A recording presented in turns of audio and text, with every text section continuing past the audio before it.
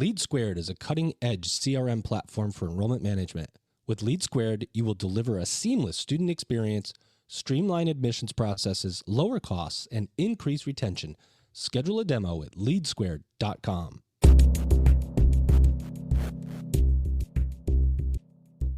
Welcome back, everybody. It's your time to EdUp on the EdUp Experience podcast, where we make education your business. In fact, we make education your business over and over and over again. Approximately 380 times is where taping this. I say taping, does that even exist anymore? Recording this episode.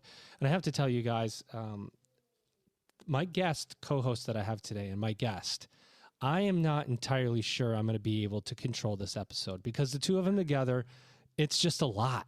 It's just a lot because I had them on the recording before the recording and I'm going, oh, wow, I can't even get a word in here. They're loving on each other. They're chatting. They know each other. They're talking. I can't even get this sucker started. So it's a lot, but you know what? I do have the sound effects. So if I need to get a word in, I'm going to hit that air horn and by God, I'm going to get a word in. That's the way it's going to work here.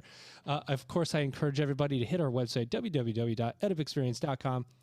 All those 380 episodes, which who would possibly listen to 380 of them? In fact, I don't know. I think my guest co-host once, when she came on as a guest, said she was going to go back and listen to all 300, I think at that time, if I remember right in the episode. I don't know. We'll find out how far along she is.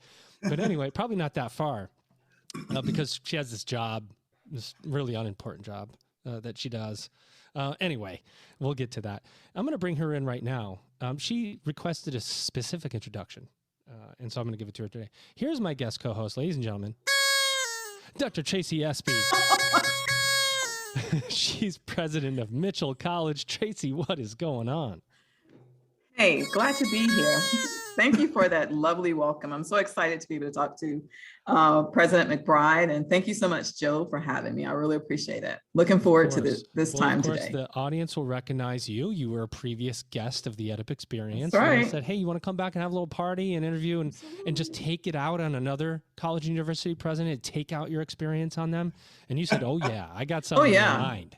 And then I heard who it could be, and I said, I have to be there. You said, I'm just going to give him the business. I'm going to give it to him. And by the way, if you know what, you and I have a connection. You got your doctorate from Syracuse University. I grew up in Syracuse. We had that whole conversation about the cold, didn't we? Well, you know what? The orange and the cold. I mean, the two go together really, really well. So obviously, the upcoming snowstorm is nothing to us. No, it is absolutely nothing. If it's not if we don't have 4 to 6 feet, then it's not really a storm. And a snowbank, 4 to 6 feet and a snowbank. I don't feel comfortable anymore. So, right. But now the new president, we're back. I mean, I went south for a while and now I'm back in all the snow. So there you go. You know, I'm in California as it were now, but I started a new gig at Lindenwood University, which is in St. Louis. And I was there recently.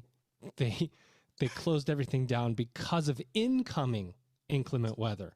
It snowed maybe 2 inches. There wasn't a drop of wetness on the road, but everything shut down. I went, whoa, they don't really know. They don't know about the Cuse. That's all I got to say. Anyway. That's all right. We have a great guest for you today. I've got to get prepped here for him. He's doing some innovative things. He's in the city that never sleeps, ladies and gentlemen. New York City. He is an innovator. And if you actually go find him on LinkedIn, he's got a big old hashtag in it together splashed on his page. We're going to ask him what that means. Here he comes. Ladies and gentlemen, I got to get ready. Oh, yeah. Dr. Dwight A.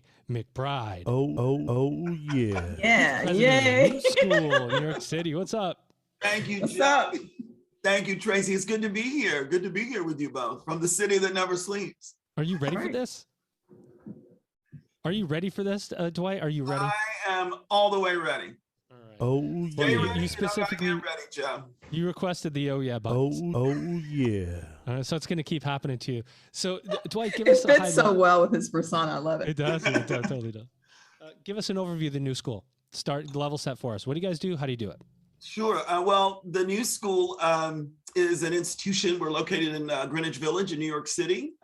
We have been around since 1919 when we were founded by a group of academics, mostly who were really protesting their right to academic freedom in other more traditional institutional contexts. And so they established the new school as a new kind of university with open doors, with continuing education for all. It has grown over those 102 nearly years now to be an institution with 7 schools, including the Parsons School of Design, which is the #1 design school in the country, the Eugene Lang College of Liberal Arts, the College of Performing Arts. We have the new School for Social Research, the Schools of Public Engagement, and then we have continuing and professional education. And then we have our campus called Parsons Paris, where I just was able to visit this fall for the first time. Like literally Paris? Like literally Paris. Like I'm jealous Paris in the instantly. United States, or Parsons Paris? Not Paris, Texas, but yes, the actual Paris. Not Paris, Kentucky. And so you got to visit. How was that experience? It was amazing. I mean, it happened during that, I call it that fall COVID window that we all got, where we, got lulled into thinking that the world was getting back to normal for a little while. And so we were able to go over and spend a week there. It was really belated because I had intended when I was first becoming president, my intention had been to go to the Paris campus in the early days. It's just your discovery and you're visiting, and it's Paris, right? So you got there and you looked at your schools and you went, what should I do on the first week? I'm going to go visit the Paris campus. So it was fantastic, and the students were amazing. It's a smaller campus. We have a little over 300 students there currently. Real growth opportunities that we're looking at as well. The work there is centered around design across a few different programs. There's undergraduates and graduate programs too. It was wonderful to be able to get to meet them, meet the faculty there, get to spend time with some of our donors and our supporters there. It was a robust week. I feel like we met everyone, not only at the campus, but everyone in Paris. The schedule, we'll think differently about how we schedule the business going forward. But it was amazing, absolutely amazing. That's great. Well, before I pass it to Tracy for questions, I have one for you. I know I do a little bit of research before these recordings, and I went to the new school site. One of the things that I find really interesting about how you differentiate and how you place the university is that I see it a couple of times. It's not just about thought and practice and intellectual inquiry, but you keep saying creative mastery. And those two, the creative mastery, what is creative mastery and why is that important to what the new school does? Well, I mean, when you're an institution in many ways, we're very different from other places in the sense that, and I come from institutions where the liberal arts have always been sort of the center of the university and everything else sort of circulates around it. At the new school, it's really the design school that is at the center of it. I mean, over almost 60% of our students are in the Parsons School of Design. So it is a university with a top design school at its center. And around it, you have all of these other incredible intellectual spaces that are in that orbit. So the things that we can do there across design and the social sciences, design and climate change, right? And issues of sustainability, design and the liberal arts, design, and across the board, really. Design thinking impacts a lot of what we do. And a lot of that is steeped in a commitment to innovation and creativity. And so we want every student that comes to the new school, I would argue, is touched by that unique constellation of the institution. And so when we talk about creative mastery, one of the things that we really want to encourage is that meeting of the intellectual and the creative, and the ability to bring those things together and what exciting and innovative things can happen at that intersection. And that's what, for me, whether you're in performing arts, whether you're in social sciences, whether you're at the design school doing interesting work across constructed environments or in healthy materials or fashion design, whatever your particular focus, it is a place committed at every level to creativity and innovation. Amazing. Tracy, I'd like to bring you in now. My gosh, that was amazing. Thank you for that. As an institution known for inclusivity, which is what I love, many, many things I love about your institution, are there any areas of inclusivity as a new president that you and your team are focused on today with so much that's happening in the world? What could you tell us about that? It's such How a good dare you question. ask a better question than me already, Tracy? How dare you? Oh no, Joe, come on. Now you're both asking great questions and you can both go to the party. It's okay. Okay, good. Oh my gosh, it's like that already. No, it's a really good question. I think that one of the things that we are being very intentional about right now, as we think about EISJ, equity, inclusion, social justice work in the context of the new school, and I'll use that phrase a lot. It's one we use a lot in the institution, EISJ. As we think about that work in the context of the new school, one of the things is we have a strong legacy, part of what I just described, of a place being committed to academic freedom, a place being committed in the 1930s and 40s to scholars, rescuing and being a haven for scholars who were fleeing totalitarian regimes. Thinking about that legacy of progressive education, that legacy of social justice and those commitments, and what that looks like today for the new school, right? In this moment when we're having really what I consider a mainstream kind of racial reckoning around issues here in this country. What is the position we want to take in that? What is the kind of work that we're able to do as an institution coming out of that legacy that may look different from other places? So one of the things for me is figuring out and creating some consensus across the community around what that work looks like today. If you talk to, and it's been fascinating for me as a new president. My first year, I got a chance to speak with all of the different schools to hear about what they do, their work, et cetera, with no prompting.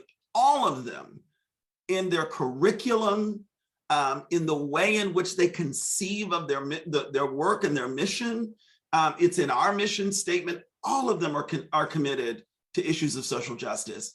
All of them are committed to creating more inclusive environment. Even when we think about something like design, which you think, oh, well, design really isn't politicized. You wouldn't really, no. Even in design, to be a place committed to design as from a human-centered perspective, right, already puts you right in the space of thinking about EISJ, because when you're talking about human-centered design, it's a broad swath of what we mean by human, right?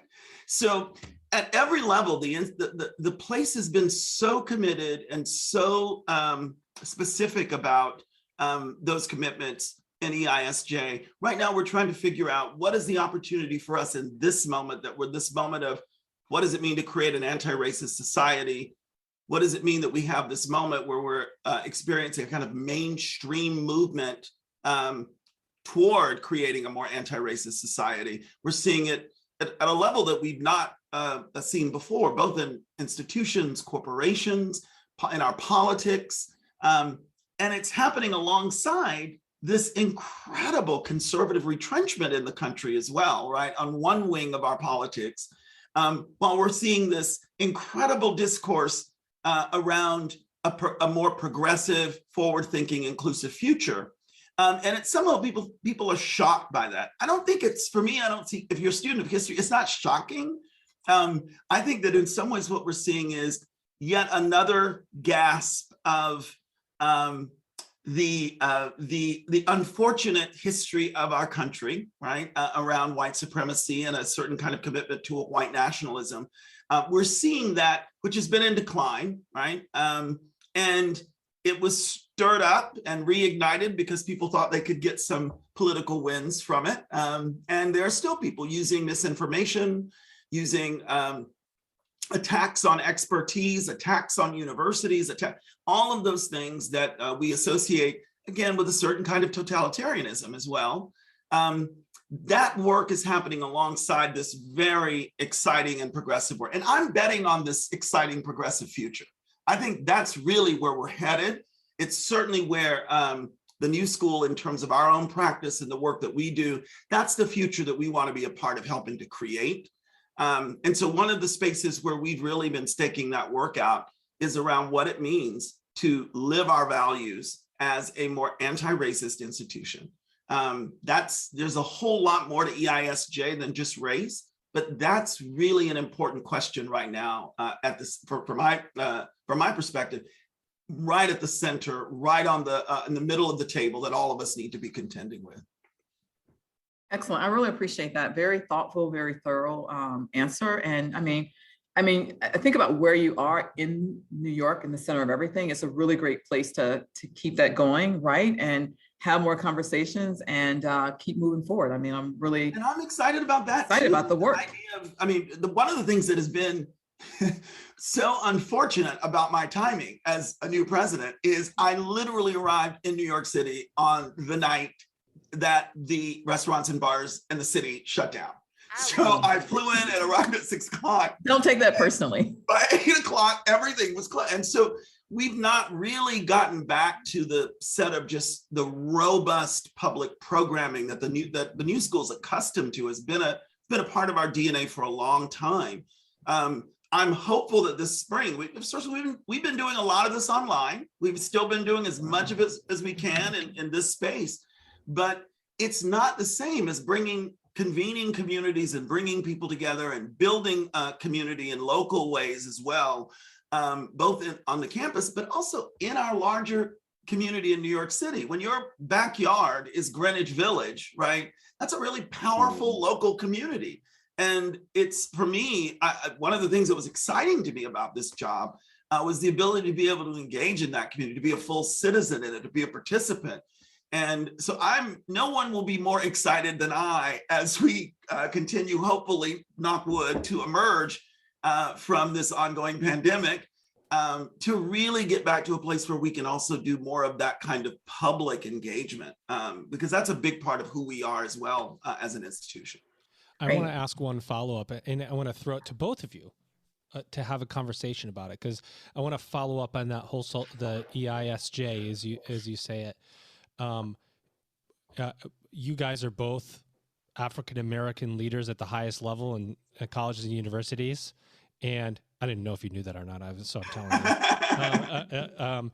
And with that being said, how do you balance your personal thoughts and your personal emotion around social justice with the universities, where there are multiple constituents, multiple people that may or may not agree with you, probably as many that agree that don't agree with your decisions, your stance, personally, how you're affected by everything that's happened in this country over the last 24 months. In particular, forget the last hundreds of years, let's say the last 2 years that have just supercharged this conversation.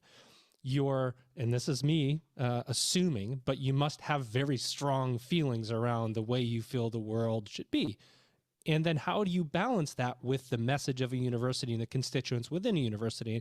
I'm asking you, Dwight, and I would like Tracy to be part of that conversation, because it must be on your mind at all times, I'm thinking.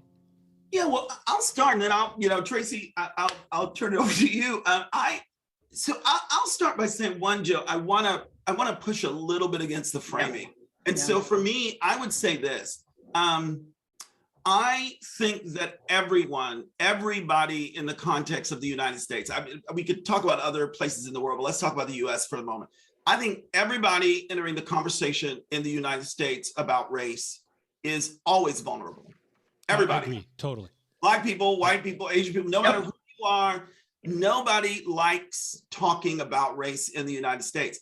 And that's one of the residual effects of white supremacy, right? Is that it has relied upon the invisibility of the thing, the unintentionality, right? For us not being intentional about talking about it. It affects all of us. It supercharges all of our lives. It is everywhere. We're all in it, but we all have different relationships to it. But we all have feelings about it. So I want to say to people that to disabuse anyone of the notion that Black people are comfortable talking about race with people. I don't like talking about race with people. Yeah, I don't like having those conversations. But let me just say the framing. Of course, you should put back in my framing because I didn't frame it right. But I think the point. But it's not right or wrong. I mean, it's understanding that it's uncomfortable, and I think about that this: how many people wouldn't even ask that question because they wouldn't even, in my position, a middle-aged white guy on a podcast, go, how do you? Because it is uncomfortable, and you don't want to offend anyone. But then at the same time, I've done enough of these. I'm like, I'm just going to ask. Absolutely. I appreciate the ask, but I think it's I did a I would say it was a panel, and it was not similar to this, but similar in terms of the question that you asked. I think it's uncomfortable, and I think even though you as people of color or as people in general that we've grown up maybe closer to it. I grew up outside of Birmingham, Alabama, so it's everything about race, social justice, isms, tolerance, empathy has been with me forever. I don't even have a time in my life where I can not remember it being there. So I think as a college president, for myself, I'm just aware of what is happening in the world and how I play a part, all of me, woman of color, president, leader, etc., how I come to play in all of it. How do I interface within the system of what's happening behind me? And my space is always to allow discourse, dialogue, conversations about what is happening and not shy away from my convictions on one thing or another. So I don't think that it's an easy topic necessarily. It is just what we must do, continually talk about, continually focus on anti-racism. We could go on for hours just on this one little question, Joe. When you say that, Dwight. I want to say one more thing though too about it, because Tracy, what you say about this not being right or wrong either, because and that was the other thing. I don't think this is a question of people who are right about it or people who are wrong about it. Right. I think it's a question of living up to the democratic values and ideals that we have articulated as a nation, and living up to the values and ideals that we as institutions have articulated in our own mission statements. Right. We say that we want to be places that are open, that are inclusive, that are welcoming, where we can bring in people of talent without regard to their background, where they can thrive. And in order to do that, we have to be really thoughtful about what it means to create communities where that's possible. So take the free speech discussion as one example. And I don't want to put a hot button issue on the table right away, but that's what we do here at the EdUp Experience. It's Joe's fault. But go ahead. It is Joe's fault because he's a provocateur in the best way. Right. But I like that about him.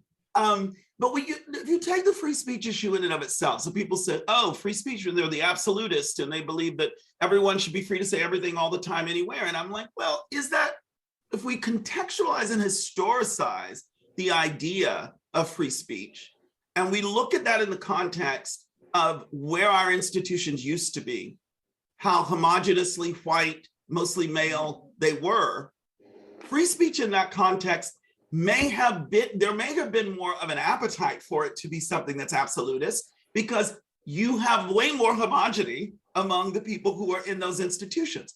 We are now in a phase in this country where I hope we are finally realizing what it is to be a multicultural, inclusive country. And the same with our institutions. In order to do that and to realize that, it's not about right or wrong. It's about what do we do to make sure that this space is one where, whether you look like me and Tracy, whether you look like someone else from another place or another culture or another background, it's important for us as educated citizens, educated community members, to understand that words have the power to land differently on different ears with different histories, experiences, and from different cultural backgrounds. And I should think that all of us want to be responsible to not wanting to say things that are roundly offensive to other fellow community members. That's what it is to learn to live in a multicultural community. to live in a place where whiteness isn't at the center. And so it's not about am I for or against free speech? It's not about is someone right or wrong. The right thing is that we've agreed on what the right thing is. We want a more inclusive community. We want these communities to be places where people can come from different backgrounds, regardless of where they're coming from, to really be able to grow their talents, right? And if that's the case, it's incumbent upon us as leaders in these institutions to make us live up to those values. I agree 1,000%. You hear the crowd, Dwight? Oh my goodness. The crowd, they just won't stop. So Joe, crowd, stop, please.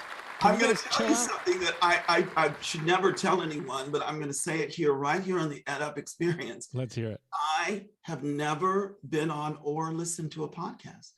Well, you got a good you've first been then. on one now, and you better be listening to yourself talk. This is my first experience, but I have to tell you, this has been fabulous so far. It's amazing. I can promise you no other higher ed podcasts are quite like this.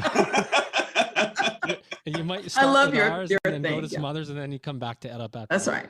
There's only one. EdUp. So, LeadSquared isn't only an enrollment CRM. It's a technology that will allow you to optimize your entire front-end student lifecycle by providing decision makers with real-time customizable dashboards. Forecasting, measuring, and optimizing for key activities will increase retention and revenue, and LeadSquared will lower technology costs simultaneously. Not only can LeadSquared align with existing admissions processes, but the technology will also help you innovate beyond what you thought was possible. The ability to access data on your phone will keep you connected, and when you add in the world-class customer service, LeadSquared transcends being a technology. It's an experience. Check them out at leadsquared.com. So I need to do something before I ask you. By the way, when you were talking about people who look like you and Tracy, you're also talking about good-looking people, just for the record. So, I mean, look at this panel I have here. You guys won't see the video, but boy, I told you I couldn't barely handle these guys. Thank you. I needed that today. Thank you. Good looking, smart folks.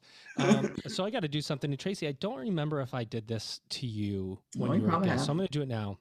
We're going to go with Tracy first, because you're my co-host and you just kind of have to go first. And then Dwight second. Here we go. You guys ready? Ready. For no money, ladies and gentlemen, we'd like to know, Tracy SB, what is your entrance music? To learn a little bit more about you, what's the song that introduces you, that commencement? When you walk in your living room with your glass of wine, what song introduces you, Tracy? Well, it's a Katy Perry song, and you got to play it. Roar. Oh, that's a pretty good one. Why do you say that? Let's hear the Well, you know what? It's because it's about being brave. It's about being different. It's about, I love that song. I think when I was on this podcast, nobody would let me live this down because I said Eye of the Tiger, and I didn't mean the Eye of the Tiger. Yes, song. I did ask you. You did say Remember Eye of the Tiger.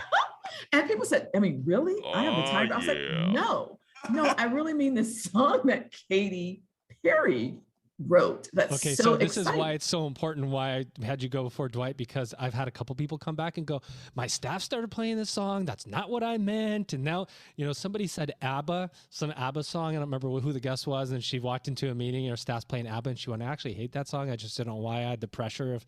So Eye of the Tiger was not what you meant. We need to clarify here. It is Katy Perry Roar. I could see how you could get those confused, Survivor and Katy Perry. I mean, totally. I mean, 80s hair. Well, it's about, it's about getting up. It's about going forward and it's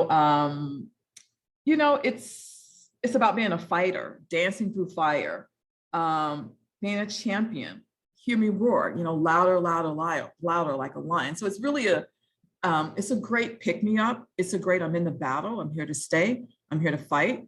Yeah, it's an inspirational one. And it's got some good, vibes to it. Beats. I have to say, I actually have a lion roar sound effect that wouldn't fit Can you do on my that board today, believe it or not. So you'll have to know for next time. All right, Dwight, what you got, my friend? Come on, Dwight. Wow, that really is because I love music. So it's like it's a constant in my life. So, I mean, if it were going to be something I listen to every day, it would probably be something in the vocal jazz realm, but that's not my entering the room vibe. You know, like when I get up so this song that for years, not today, but for years, and I still go back to it from time to time, was literally on my alarm. Like, so I would wake up to this song every morning on the alarm clock, was RuPaul's "You Better Work." And I love that.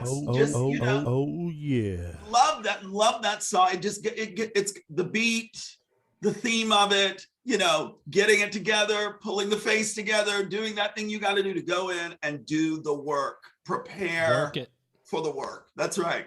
You better work. You better work. You're going to go deal with students every day and people that aren't going to like your decisions. You better work. Who was on that record as well.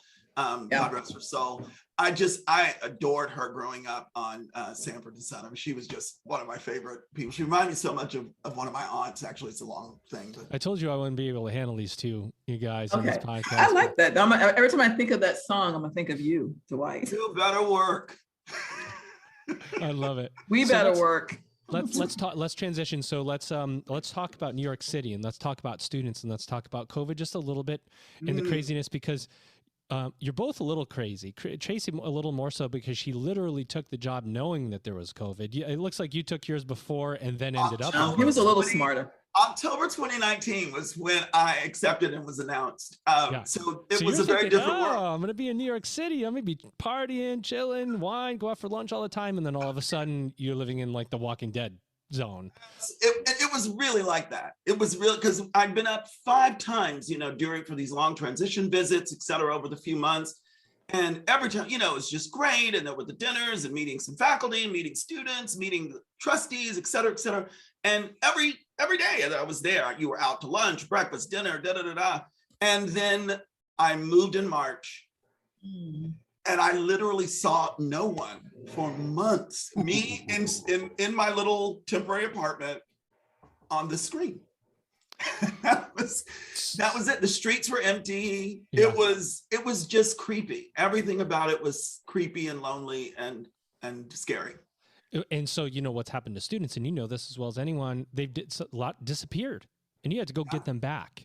And so there's two phenomenons. Number one, how do you get students back, and how have you gotten them back? Because, you know, especially in a large urban areas, you can disappear and you can go to work and never be found again. Yeah. And secondarily to that, and you both know this as well, there are more Black men not coming back into higher education than any other ethnic group. And so what do you do? Because I know for sure that you've got and have an access to a large Black male population in New York City.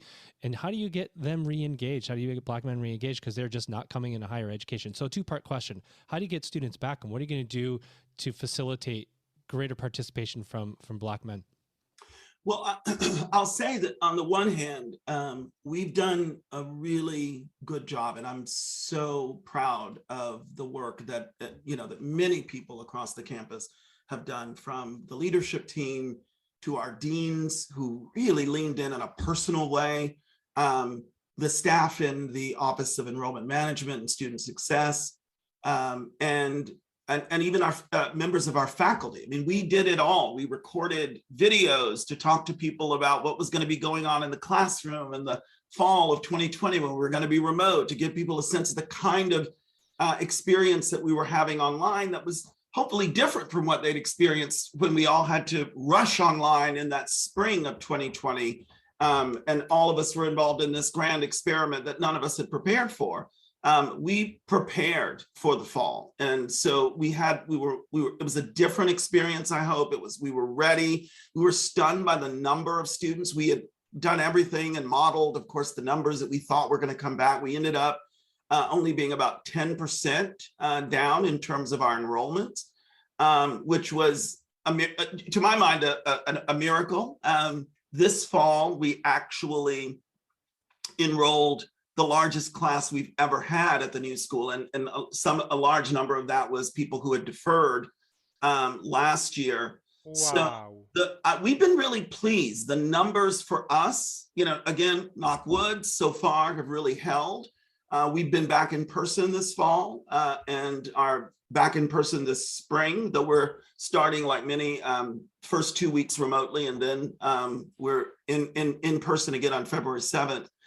But for us, it's been so far so good. But again, it was a lot of intentional outreach, individual outreach to students, individual outreach from programs that students were enrolled in, individual outreach from dean's offices. It was a concerted effort to really give students a sense of the kind of experience that we were trying to curate in this online world. Tracy. Yeah, I definitely, I'm excited to hear that, right? Especially having gone down to New York City and seeing how different it is during COVID. It's totally different. But one of the things I thought about is, you came before the heat of the pandemic, and then it kind of heated up while you were there. So I was wondering, now that it's been almost 2 years, can you believe it, Dwight? It's been almost, I said, now that it's been almost 2 years. I can't believe it. I mean, I was saying this to someone the other day, that in March, I will have been president for 2 years. Right. And that's just, it's almost unbelievable. Your house. Happy anniversary. On the one hand, it feels like way longer, right? Because like 20 years. Such an unusual beginning. But in another way, it's like, I can't believe, because partly so much of that time has been spent on the COVID response, right? Isn't it? So what would you tell your new president self, right? So you're 2 years, almost 2 years into that anniversary. Looking back, what would you tell your new president self about your experience? I know, right? Because it was very difficult for somebody else too. Thanks, Tracy.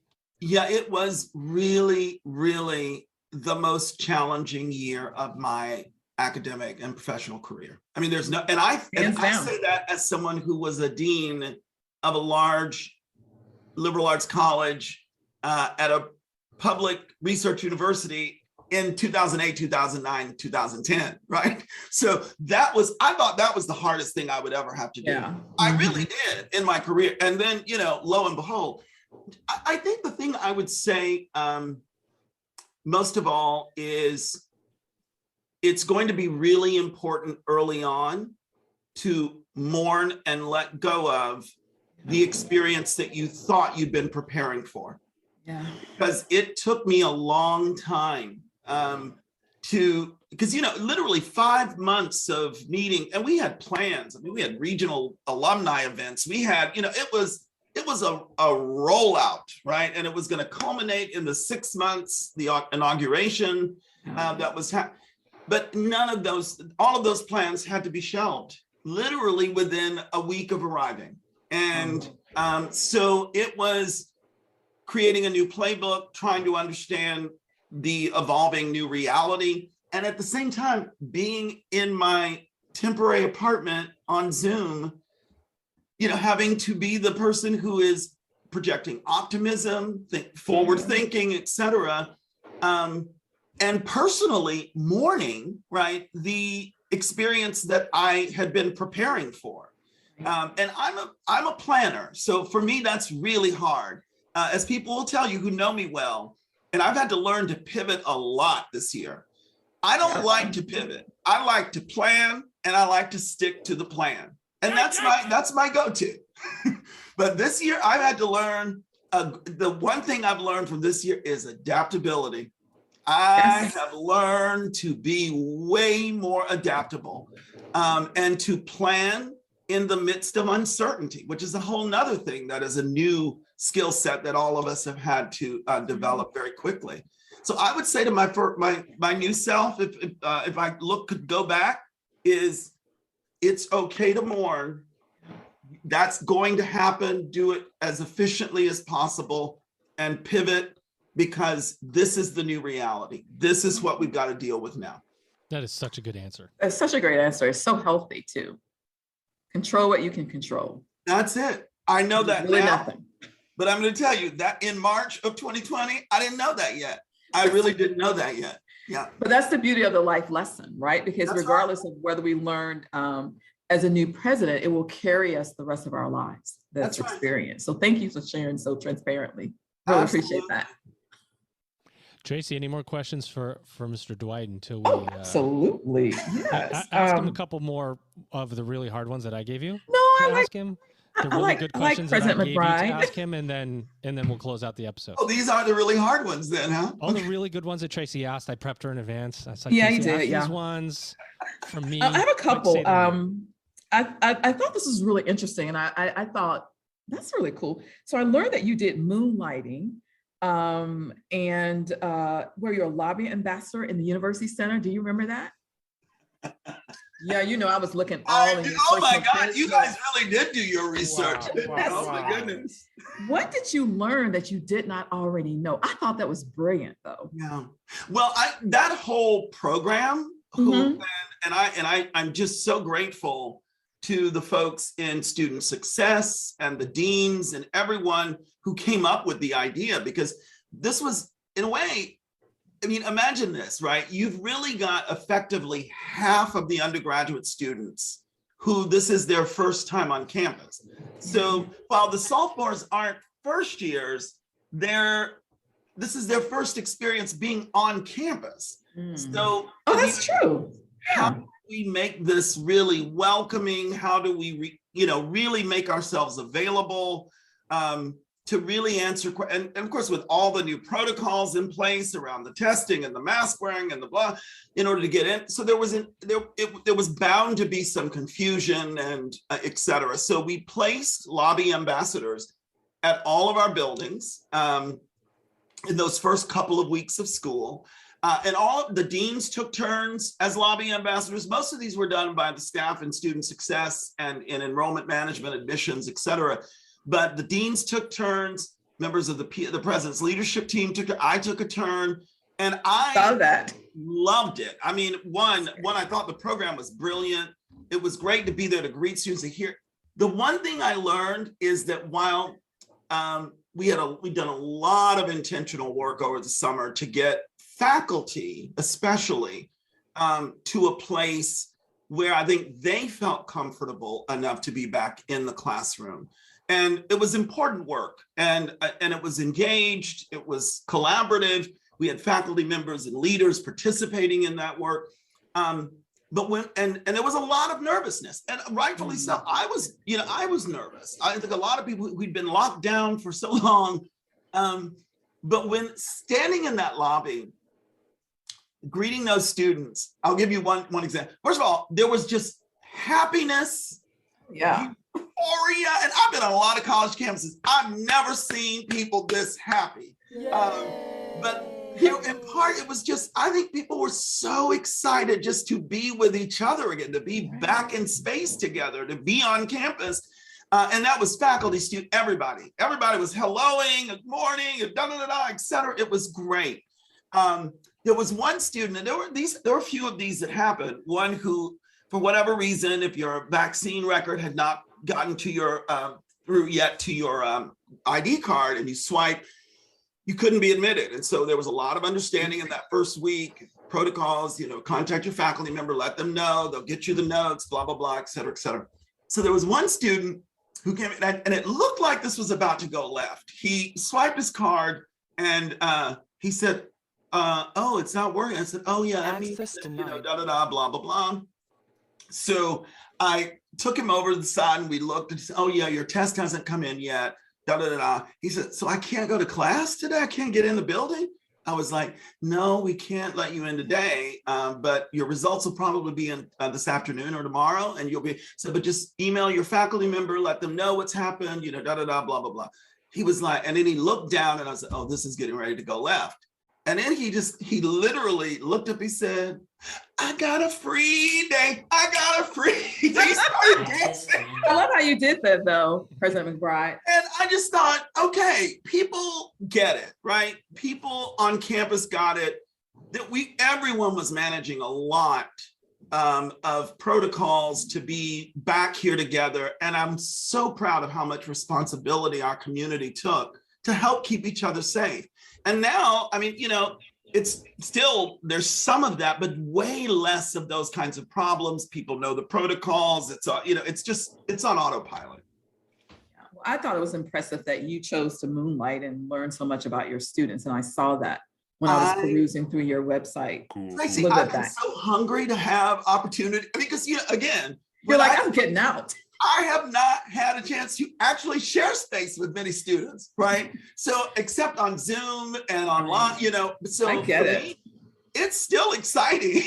No, it's great. That's why we do what we do. See students, right? I'm saying hello to them on the elevator and campus and just walk. I mean, it's fantastic. It's fantastic. I guess the one burning question that I thought a lot about, because I learned about the new school so many years ago when I was in grad school, actually. And I thought, like, what important questions is the new school asking about the future of higher education? Like, what kinds of questions are you guys asking now? I think the biggest thing for us right now, I mean, of course, in terms of content, we're thinking a lot about the future of the climate and the planet and sustainability. As you may know and may have heard, the new school, along with CUNY, is leading a consortium of schools that's been named a finalist now with the Governor's Island Trust to found a Center for Climate Solutions on Governor's Island. And very exciting work. We're one of 4 finalists. We've been in this process for several months now, and excited about what we bring to the table, especially much of the design work and the healthy materials work, and that we bring to that work around adaptive reuse, in terms of what's going to be really the way forward, particularly for cities like New York, and wanting to really be a model for other cities. So excited about that work. Excited about, in terms of content too, the work that we're doing around management and the future of management, more ethical and socially responsible business and management. Our management faculty at the Schools of Public Engagement really doing some amazing work there. We also have management programs in Parsons. We have one in other spaces of the university, looking at how to bring a more equitable lens to the work of management. And one of the other content areas that are really important for us is looking at our center, our Institute for Race, Power, and Political Economy, that's run by Derek Hamilton, one of our university professors and very distinguished faculty member, really looking at what it is to create a moral economy, right? And Derek, as you may know, is one of the people, the person who actually came up with the idea of baby bonds. And one of the things that was very important to the Bernie Sanders campaign when he was running for president. He also was one of the people selected to advise the Sanders and Biden coalition and collaboration during the campaign as well, after Sanders stepped down. So Derek has been extraordinarily important, has brought a lot of threads of that kind of work happening at the new school together in the Institute. And in terms of thinking about the future of higher education, the real big thing for us is access. We do things that are rather unique, and the privilege of having both the largest and the top design school in the country is that we have an opportunity to offer to make sure that we are providing access to the kind of expertise and the work that we do to learners across a spectrum. So not just the people who can come to Manhattan and do a 4-year degree or a 2-year master's, et cetera, but how are we doing more in the continuing and professional education space to help to be an engine for the creative economies that are going to that continue to be so important for our country, and certainly for our city, through certificate programs, short-term programs, online programs, and even eventually more online degree programs, so that wherever people are, we can help to meet that need and provide access to more of the kinds of things that we're able to do uniquely at the new school. Very exciting. I appreciate that. So there's a lot that's going on in terms of the future. So thank you so much for sharing that. It's an exciting moment for us. And my attitude has been, we are not going to let COVID win and slow us Never. down. We may not have gotten to some of these things as quickly as we'd like, but I'm really excited this second year, especially, we've been able to turn our attention to more of the things I thought we'd be doing when I first arrived as president. One of the reasons I invited Tracy back to be my guest co-host, because she likes to blow up my spot. And my final question is always, what's the future of higher ed? But I like to bring Tracy on because so instead I'm going to ask you, or I always ask the same two questions, what's the future, but you answered that very well. What do we miss about the new school? Anything you want to say, events coming up, things that you want to say, anything at all, website, plug, and then we'll close out the episode. Wow, that is it's a great question. There's no way to answer that succinctly. So I will say this: we have a great new homepage, great new website with lots of great new information. It is thoroughly updated and really tells, I think, the story in the broadest way about who we are, what's unique about us. And I'm very excited about the future of the institution. One of the things I will say, because you didn't ask the question, Joe, but one more thing I want to put in there about the future of higher ed, because we talked a lot about EISJ earlier, and I do think that this is one of the deciding factors for institutions that are going to remain relevant and institutions that are not. We are experiencing a radical change in this country, not only culturally and politically, but also demographically. And if those institutions who do not take seriously the work of creating a more inclusive and equitable institutional cultures, I think risk their own relevance in terms of the future of higher ed. Our students are demanding it. Our increasingly diverse students are going to continue to demand it. Our increasingly international population is going to continue to demand it. I think it's irresponsible for us not to be doing that work today. Data says that the new majority is multicultural majority, ladies and gentlemen. You can read up on those stats anytime you want.